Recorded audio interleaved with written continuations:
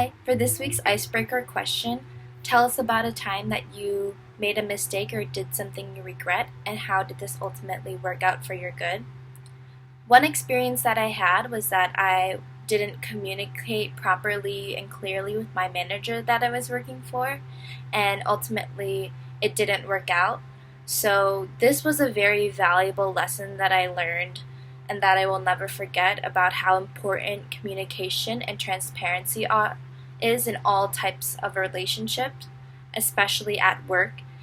And ultimately, I learned this valuable lesson, and another opportunity presented itself to me that I took advantage of that aligned more with my goals and visions. So, this experience worked out for my good.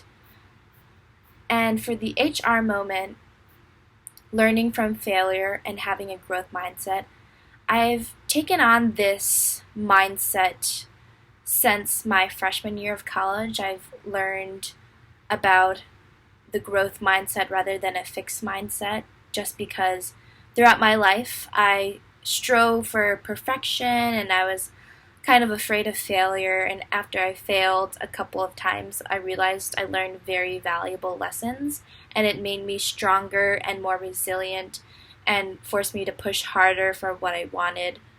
And I realized that learning and failure and making mistakes is all a part of the journey, it's a part of the process, and it's almost necessary because it's inevitable that you will make mistakes and that you will fail.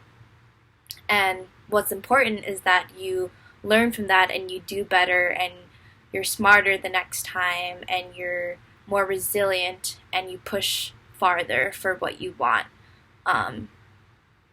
It's important to have a growth mindset and to shift yourself from having a fixed mindset, because having a fixed mindset is very static, content, and it's afraid of messing up and of failure. But having a growth mindset is very important because it helps you fail forward, make mistakes early on, that you're open to new challenges, and that you can learn from the past mistakes in order to do better, to push farther, and to ultimately create what you want to do.